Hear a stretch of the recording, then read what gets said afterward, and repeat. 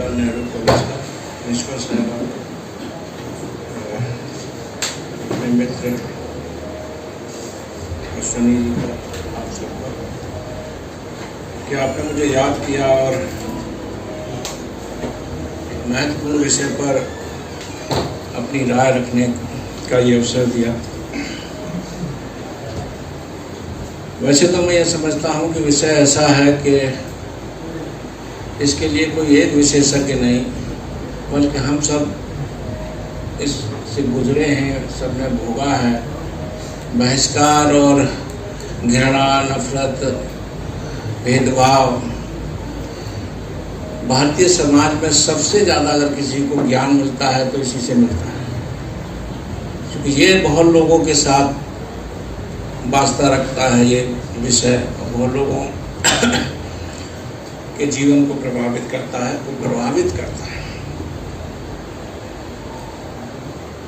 विषय है कि भारत में सामाजिक बहिष्कार अतीत और वर्तमान।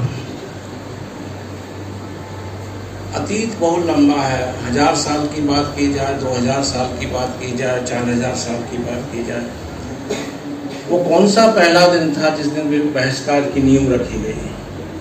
वो पहला कौन सा मानव के रूप में अमानव था जिसने ये व्यवस्था प्रस्तावित की, और वो कौन तत्व थे जिन्होंने इस पर अमल किया?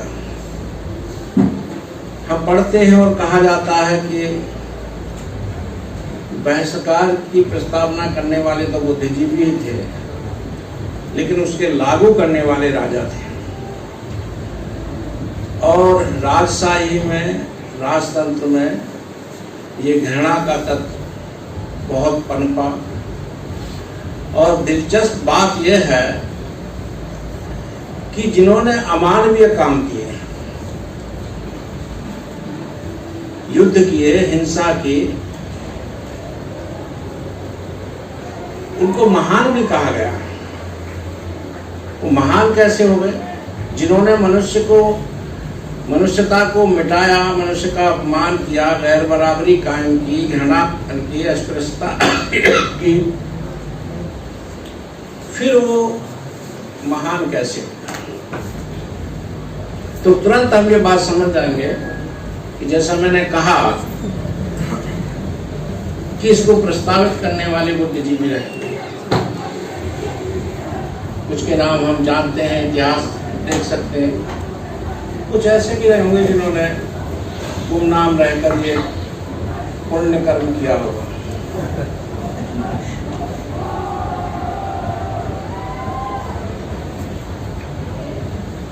ऐसे नकारात्मक कायदे कानून समाज में लागू हुए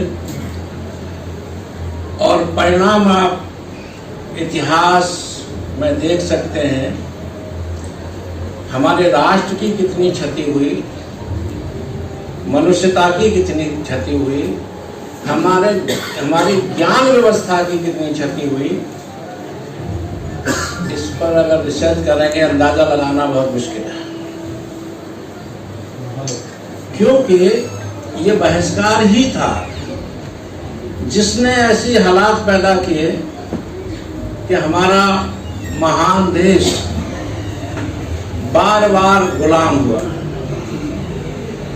कोई भी देश अगर बौद्धिक रूप से कमजोर होता है, सामाजिक रूप से विघटन के दौर से गुजरता है, आपस में लड़ाइयाँ हो रही होती हैं, तो बाहर से आने वाले उसका फायदा उठाते हैं। और ये बार बार उठाया गया, चाहे वो ब्रिटिश के द्वारा, चाहे मुगल साम्राज्य के द्वारा।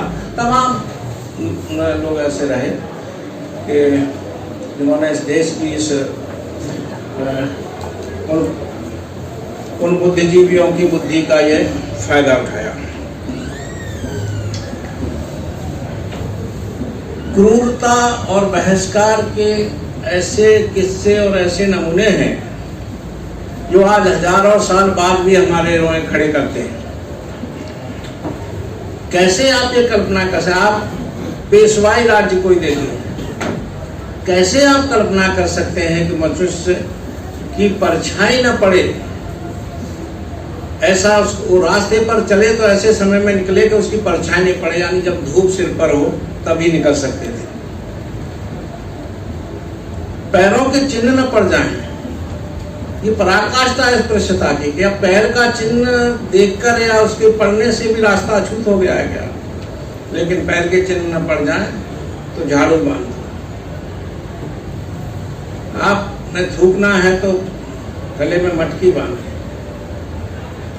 और ये कोई बाहर नहीं, हमारे इस महान देश में घटित हुआ और उसकी कीमत हमारे देश को चुकानी पड़ी, गुलाम होकर, लंबे समय तक गुलाम रहकर।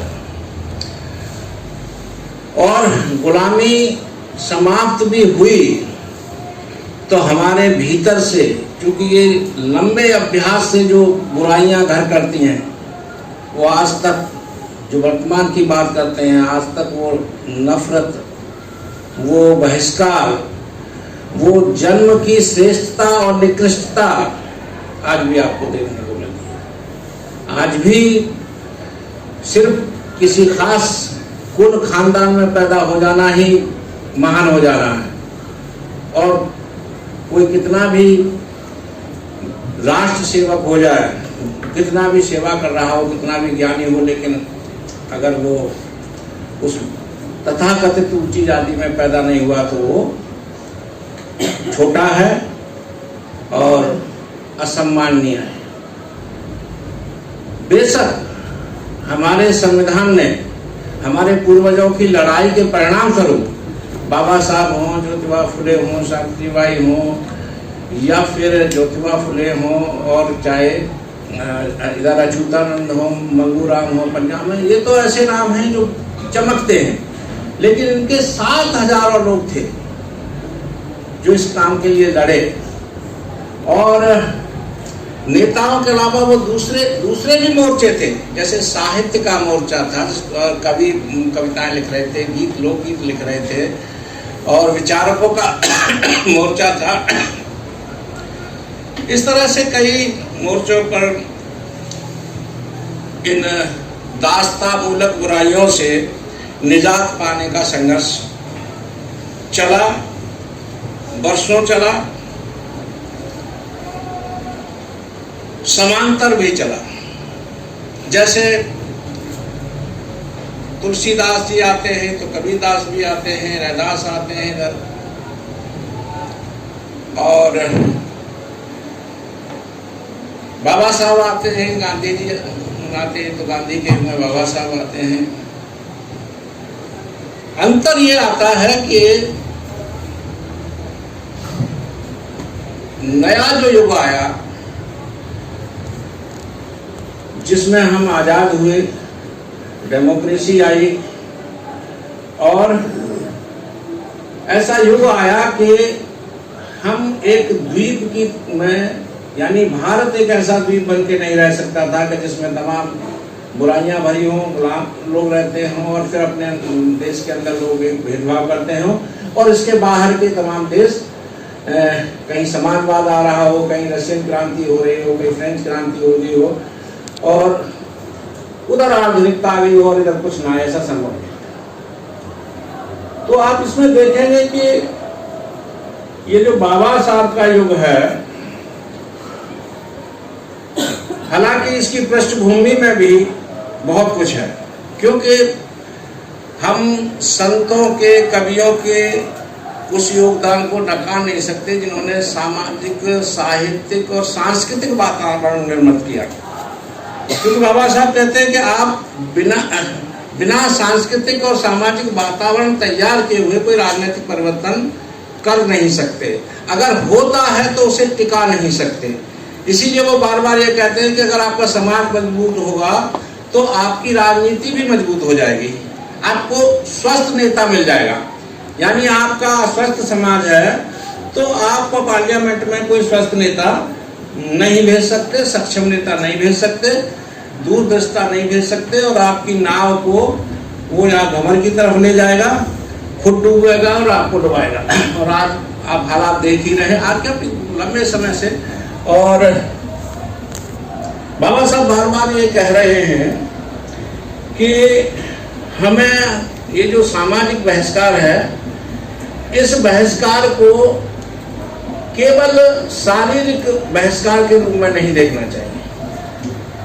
ये तो कानून के वजह से भी खत्म हो सकता है। जैसे अनटचेबिलिटी एक्ट बन गया, 17 धारा आ गई, तो आज हर आदमी जानता है कि भाई हम किसी को फिजिकली अनटचेबिलिटी प्रैक्टिस करेंगे तो जेल जाएंगे। लेकिन ये जो मानसिक बहिष्कार है या जो वैचारिक बहिष्कार है, उसको मिटाने में समय लग सकता है। एक बहुत बड़ी महत्वपूर्ण बात है कि वो ये बात कहते हैं कि जब तक बहिष्कार करने वाला व्यक्ति ये महसूस न करे कि मैं गलत कर रहा हूं या मुझे ही ये समाप्त करना है, मैं अमानवीय, तब तक आप ज्यादा सफल नहीं हो सकते। इसलिए वो कहते हैं कोशिश ये सिर्फ ये नहीं होनी है कि आप अनटचेबल को जगा दीजिए। कोशिश ये होनी चाहिए कि जो ये अपराध कर रहा है उसमें एहसास हो, महसूस करे कि मैं गलत कर रहा हूं। आप देखिए कि आजादी की लड़ाई में तिलक का बहुत बड़ा योगदान हम लोग मानते हैं, और वो स्वराज मेरा जन्म सिद्ध अधिकार, उनका नारा सब लोगों के ध्यान में। लेकिन अनटचेबिलिटी के प्रश्न पर वो बिल्कुल उदासीन रहते हैं, कोई एक्शन नहीं लेते हैं और गैर जरूरी समझते हैं। वो कहते हैं कि आजादी मिल जाएगी, तय कर लेंगे कि छुआछूत समाप्त की जाए या नहीं की जाए। लेकिन आप देखिए कि उन्हीं के सुपुत्र श्रीधर बलवंत तिलक जो हैं, वो अपने पिता से विद्रोह करते हैं। वो कहते हैं कि हम अगर ये क्या हुआ कि अगर देश आजाद भी हो गया और लोग अस्पृश्य बनाए रहे, गांव से बाहर बसाए जाते रहे, लोग शिक्षा से वंचित किए जाते रहे, तो फिर उनके लिए आजादी का क्या मतलब है? अगर सब नागरिक हैं तो सबको आजादी मिलनी चाहिए ना। और सिद्धांततः हम बार बार ये कह भी रहे हैं कि सब पूरा भारत आजाद होगा, तो हम इसकी व्यावहारिक व्यवस्था क्यों नहीं करते कि सभी तक स्वराज पहुंच जाए? तो नतीजा क्या हुआ कि उन्होंने अपने केसरी अखबार में से उनको निकाल दिया। तिलक केसरी अखबार निकालते थे, आप सब लोग जानते हैं। केसरी अखबार के मालिक थे, संपादक भी थे। लेकिन जब बेटे ने कहा कि अंबेडकर का पक्ष सही है, बल्कि वो ये कहते थे कि हमें आजादी की लड़ाई में अंबेडकर के साथ खड़ा होना चाहिए। वो कहते थे कि इसमें क्या बुराई है कि वो राजनीतिक आजादी के साथ साथ सामाजिक सुधार की भी बात कर रहे हैं।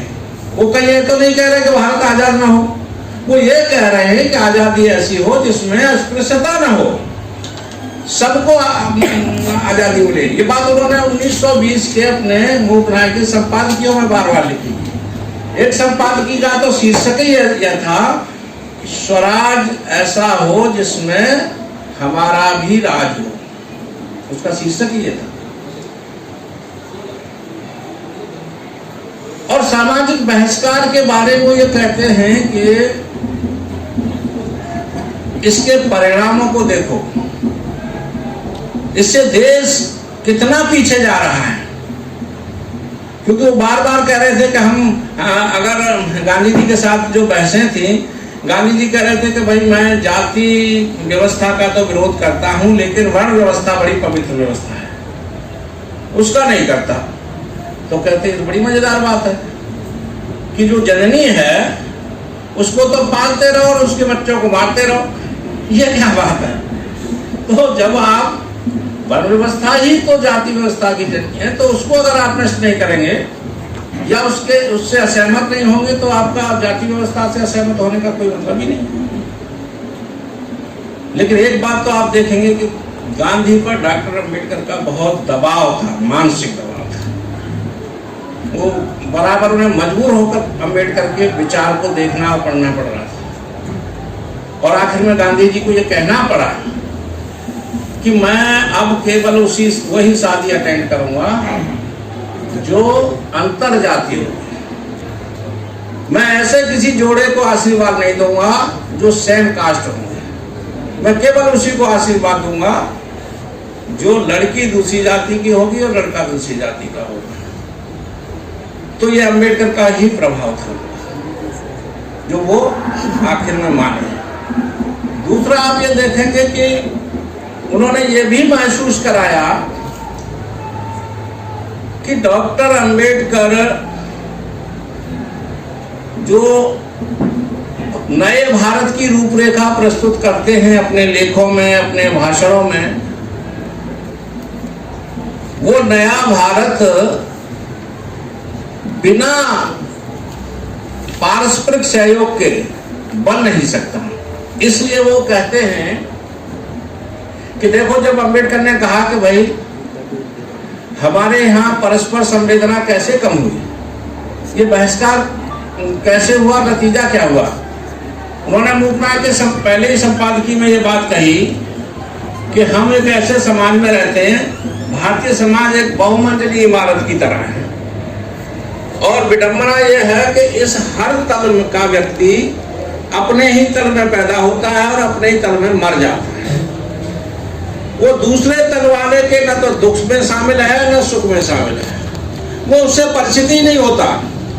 फिर आप कैसे कल्पना करेंगे कि हम एक सामूहिकता की भावना से राष्ट्र का विकास करेंगे जब हम परस्पर एक दूसरे से अवगत तक नहीं है, दुख सुख में शामिल नहीं है। इसीलिए वो बराबर ये कहते थे कि जो जैसे अलग स्कूल खोलने की बात थी, उन्होंने कहा बिल्कुल नहीं, अलग मंदिर बनाने की बात थी, उन्होंने कहा बिल्कुल नहीं, लड़के लड़कियों को अलग अलग पढ़ाओ, अलग इनसे मिलने बंद दो, उन्होंने कहा बिल्कुल गलत बात है। और इस सबके पीछे वो ये कह रहे थे कि साथ रहेंगे तो एक दूसरे को समझेंगे, कितने भी लड़ते रहे, देर सवेर गुण अवगुण के साथ जो संघर्ष होगा तो अंततः हम जो मनुष्य का श्रेष्ठत्व है, श्रेष्ठता है, उसमें वो जीतेगी और उसको सामने वाला स्वीकार करेगा। तो इसलिए लड़ाई ये नहीं है कि भाई और ना कोई बदले का प्रश्न है कि किसी जाति विशेष ने लंबे समय तक ऐसा किया। सवाल यह है कि हम अपने राष्ट्र का सामूहिक विकास अगर चाहते हैं, हम अगर समाज में जो जो जो जो चेतना हमारे संविधान से स्थापित हुई उसको अगर समाज में लागू करना चाहते हैं, हमारा संविधान लोकतांत्रिक है और हमारा समाज जो है सामंती है, तो इस विरोधाभास को खत्म करना चाहते हैं, तो आवश्यकता इस बात की है कि हम उन मूल्यों पर अमल करें। इसीलिए बार बार हम कहते हैं कि भाई देखिए, समाज तो डेमोक्रेटिक नहीं है, संविधान में कानून होगा, भाईचारा संविधान में होगा। तो इस संविधान में भाईचारा इसलिए नहीं लिख दिया गया था कि उन्हें ये शब्द अच्छे लग रहे थे। स्वप्न तो ये था ना कि इनको उतार के समाज में लाया जाएगा ताकि समाज बदले और हमारा राष्ट्र उन्नत हो। लेकिन हो यह गया कि भाई ये अच्छी बातें कानून की किताब में बंद रहने के लिए है और हमारी प्रैक्टिस के लिए जो हमारा ट्रेडिशनल ढर्रा है, राजशाही का, सामंतशाही का, गैर बराबरी का, अवैज्ञानिक और अतार्किक बात है कि गैर बराबरी अगर हो तो कम से कम इस बात पर तो है हो कि भाई ठीक है, इसमें अवगुण है या ये निष्क्रिय व्यक्ति है, इसका समाज के लिए कोई कंट्रीब्यूशन नहीं है, तो इसको हम छोटा दर्जा दे सकते हैं। या ये बौद्धिक रूप से विफल है, अब आप उसको मोर्चे पर ही नहीं आने देंगे। मैं एक बार एक संपादक का मैंने इंटरव्यू लिया था अपनी किताब के लिए, जब मैं तो मेरी इस बात पर बहस हो गई। उन्होंने ये कहा कि भाई देखो, ऐसा है कि जो जिनको आप सवर्ण और स्पर्श जातियां या ब्राह्मण जातियां या उनके समकक्ष जातियां कह रहे हो, तो वो जो है चूंकि हजारों साल से वो शिक्षा में, हजारों साल से वो साहित्य में है, इसलिए जो है वो तो वो जो है वो काबिल है। मैंने उनसे ये पूछा कि अगर वो काबिल हैं, हजारों साल से उन्होंने अध्ययन किया है, हजारों साल से वो पढ़े लिखे हैं, तो ये जो परीक्षा में हम पासिंग मार्क्स रखते हैं, तो उसमें जिनके जो अभी अभी पीढ़ी आई है उसके तो रखने चाहिए हमें 20 नंबर, और जो जो बहुत ज्ञानी है उनके रखने चाहिए हमें 50 नंबर, ये बराबर रखने की क्या जरूरत है? पासिंग मार्क्स में तो सभी बराबर रखे जाते हैं। अब उसके पास जो हजारों साल का ज्ञान है और उसके पास 50 साल का भी नहीं है। और इस लिहाज से तो सर ये नस्ल जो है बड़ी मंदबुद्धि साबित हुई, और इसलिए मंदबुद्धि साबित हुई कि मनोविज्ञान का सिद्धांत है कि जो स्लो लर्नर होते हैं वो अधिक समय लेते हैं। बच्चों को भी पढ़ा, अगर आप बीएड और एमएड करने आप किताबें पढ़ी हो तो उसमें भी ये बात पढ़ाई जाती है कि जो ज़्यादा समय लेते हैं बच्चे, स्लो लर्नर होते हैं, धीरे सीखते हैं, वो बुद्धि से कमज़ोर होते हैं। तो अगर स्पर्श लोगों ने बहुत समय लिया ज्ञान के लिए तो ये मानसिक रूप से तो कमज़ोर नस्ल है। और जिन्होंने 10 साल में 1,00,000 साल 1000 साल वाले को का मुकाबला कर लिया, तो इसका मतलब ये मानसिक रूप से बहुत समर्थ जातियां हैं या नस्लें हैं, और इनको मौका मिलेगा तो देश की ज्ञान व्यवस्था का तो मैं तो ये चमत्कार करेंगे, पता नहीं क्या क्या बनाएंगे। तो ये, लेकिन हमने ये देखा कि वातावरण ये बनाया गया, ये भी एक बहिष्कार का एक नमूना है कि भाई जब चाहे हम जितनी आत्मकथाएं पढ़ रहे हैं, बाबा साहब से चाहे बाबा साहब से ही शुरू करते हैं, हम बचपन का स्कूल का, स्कूल से बाहर रखे जाते थे बच्चे। अरे अंदर बैठना तो मुश्किल था। आप देख नहीं सकते कि अध्यापक महोदय क्या लिख रहे हैं श्याम पट पर, ब्लैक बोर्ड पर जो है वो क्या लिख रहे हैं क्या। और फिर उसके बाद कंपटीशनता के पास तो तभी हो गए ना जब उनके बराबर नंबर लागू, पासिंग मार्क्स तो सबको तय है ना। और उस हालात में जो है ये बहिष्कृत बच्चे पढ़ पढ़ कर आए। नतीजा इस दृष्टि से तो हम कह सकते हैं कि इसके बावजूद भी कई प्रतिभाएं, बड़ी बड़ी बाबा साहब इंक्लूडिंग बाबा साहब, बहुत सारी प्रतिभाएं इस देश में पैदा हुई, लेकिन ऐसे बच्चे जो इन कठिनाइयों का सामना नहीं कर पाते हैं, भाग खड़े होते हैं, हताशा जिन्हें हो जाती है, उनकी संख्या भी लाखों करोड़ों में होती है। इसलिए हम ये कह के अधिक आश्वस्त नहीं हो सकते या अपनी पीठ नहीं थपथपा सकते कि भाई बौद्धिक बहिष्कार, सामाजिक बहिष्कार, और इसके बावजूद अंबेडकर पैदा हो जाते हैं। तो हमें संतोष कर लेना चाहिए कि हम इन हालातों में भी हमारी प्रतिभाएं और हमारी परंपराएं विकसित होती रहती हैं और हम इन दबावों से बाहर आ जाते हैं। ये सच है कि हजारों गुना संघर्ष करना पड़ता है, अधिक सोचना लड़ना पड़ता है, लेकिन जैसा मैंने कहा कि जो सामान्य बच्चे हैं, एवरेज स्टूडेंट हैं, उनमें भी तो अम्बेडकर निकल सकते थे। तो सवाल यह है कि बहिष्कार से हमारे देश ने हासिल क्या किया। हम मानते हैं कि खोया ही खोया, केवल यही नहीं कि ये बहिष्कृत जातियों ने ही खोया, एक राष्ट्र बनता है तमाम जातियों और तमाम धर्मों के लोगों के उत्थान से, उनके सशक्तिकरण से। तो आप किसी एक हिस्से को असक्त करते हैं। मुझे समय बता देना, शायद मैंने बहुत ज्यादा हो गया ना।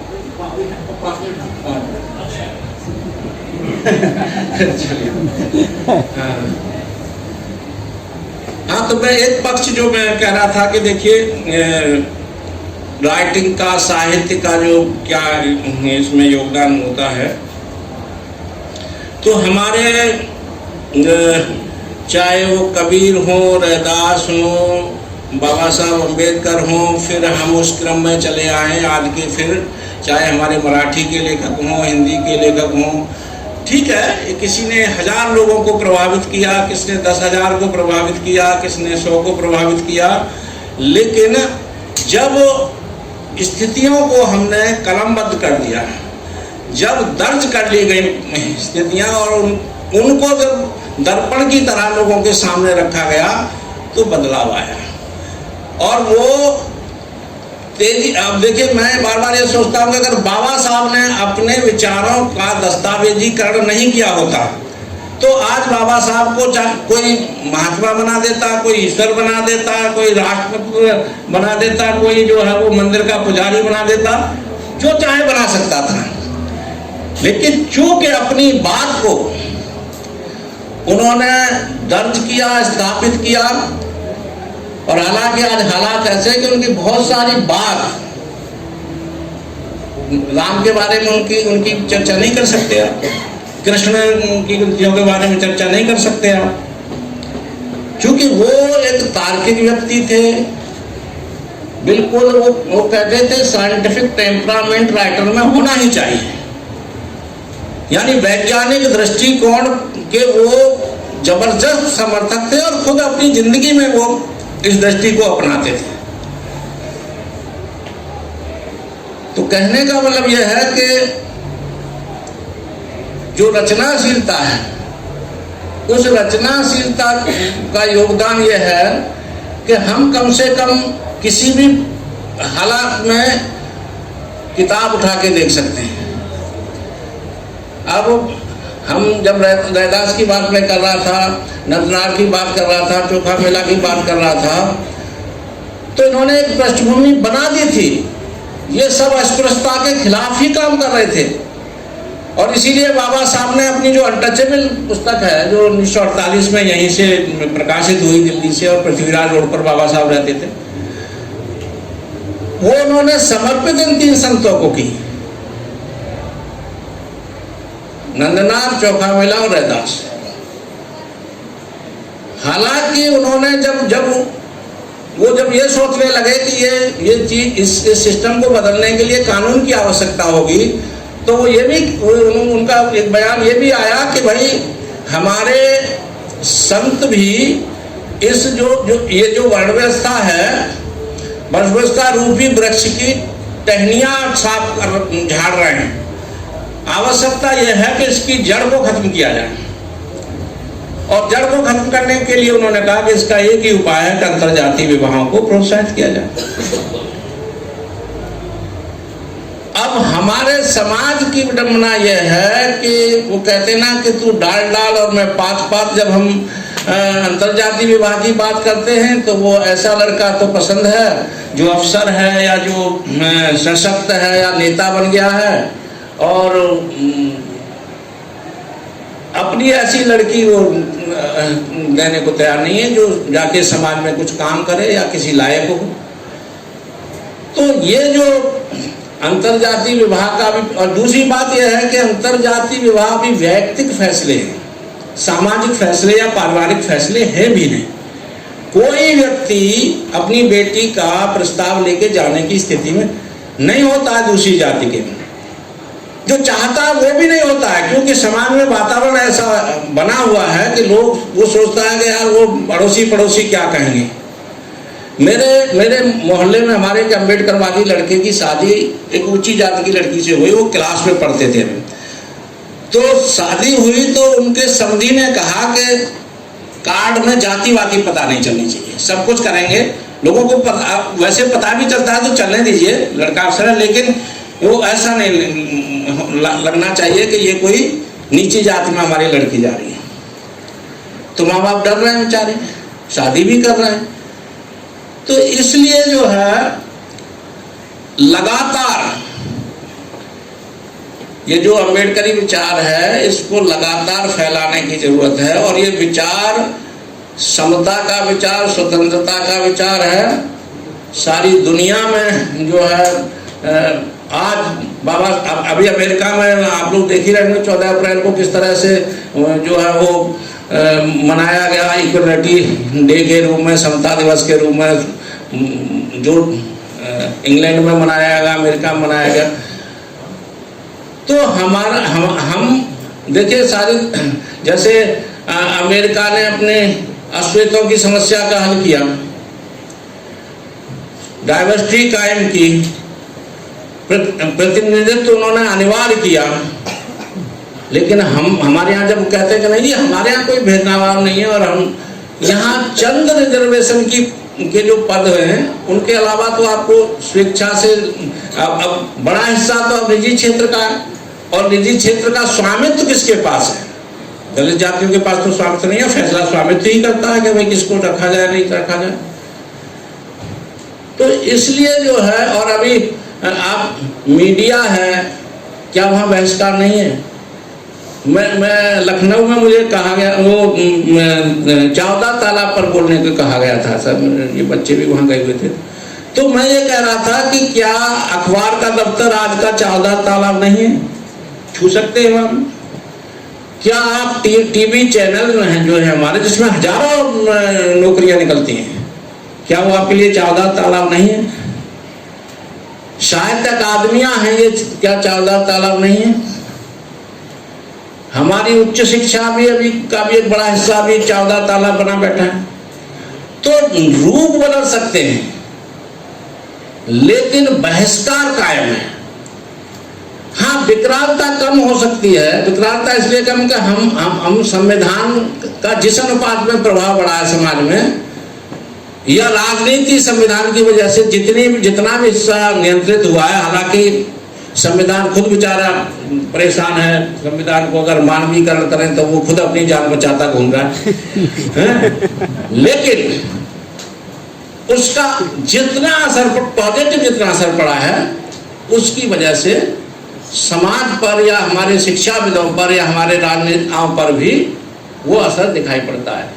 अब हमारा काम यह है, ईमानदारी का काम यह है कि ये जो सकारात्मकता है, ये जो लोकतांत्रिकता है, इस चेतना को हम अपने लेखन के द्वारा, अपने भाषण के द्वारा, अपने चिंतन के द्वारा इसको आगे बढ़ाएंगे। मैं समझता हूँ कि यही हमें करना चाहिए, यही हम कर सकते हैं।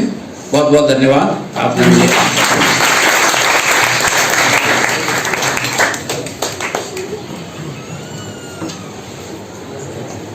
धन्यवाद सर। प्रोफेसर शिवराज सिंह बेचैन जी ने किस तरह से पूरे जो बहिष्कार की जो एक रणनीति है जो हजारों साल से चली आ रही है भारत के अंदर, और जो एक तरह से जो है जो बहिष्कृत जातियां रही हैं या वो समाज जो रहा है उसको किस तरह से साइडलाइन करने का एक लंबा इतिहास है, उसकी तरफ जो है बेचैन सर ने यहाँ पे अपना जो वक्तव्य है वो दिया।